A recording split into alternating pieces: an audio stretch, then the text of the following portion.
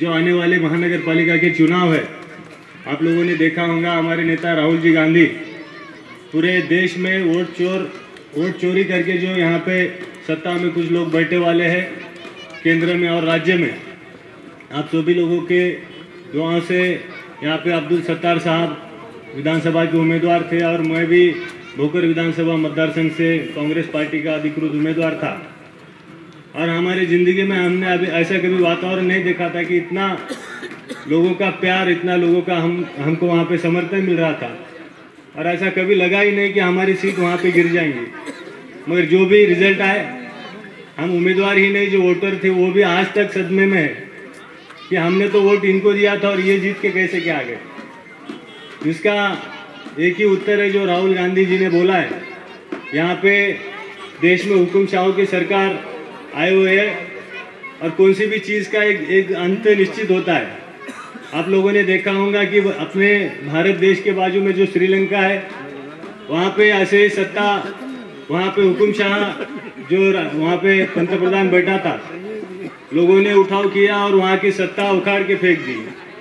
अभी ताज़ा उदाहरण है नेपाल में, आपने देखा होगा नेपाल में भी वहाँ की जो भी सरकार है, तंग आके लोगों ने वो हाथ में ले लिया और लोगों ने वहाँ की सरकार उखाड़ के फेंक दी। और मुझे तो ऐसा लगता है कि आने वाले वक्तों में, क्योंकि यहाँ के जो भी न्यायपालिका है, CBI, ED, सब वहाँ पे मिली भगत ये जो चल रहा है, आम आदमी ये सब अपने आंखों से देख रहा है। और आने वाले टाइम में मुझे भी ऐसा लगता है कि इंडिया में भी, क्योंकि भारत के आजू बाजू में सब जगह होने वाला है, तो अगला नंबर अपना भारत का भी रहेगा, ऐसा मुझे लग रहा है। क्योंकि जब कौन सी भी चीज़ का एक अंत निश्चित होता है और वो अंत यहाँ पे नज़दीक आया हुआ है, वैसे भी इलेक्शन होके 1 साल हुआ।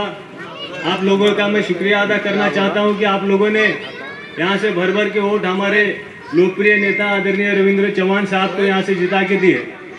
उनके ठीक एक साल पहले उनके वालिद साहब स्वर्गीय वसंतराव जी चौहान साहब को आप लोगों ने आशीर्वाद दिया, उनको खासदार बोल के काम करने का मौका दिया और उनका जो दुर्दैवी निधन हो गया, उसके बाद कांग्रेस पार्टी ने जो रविंद्र चौहान साहब को यहाँ पे उम्मीदवारी दी और आप लोगों ने भी उनके पीछे बहुत बड़ा प्यार और समर्थन और आशीर्वाद दिया।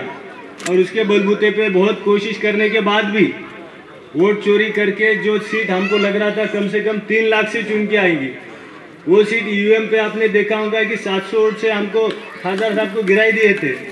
मगर पोस्टल वोट के वजह से हमारे खासदार साहब यहाँ पे जीत के आ गए।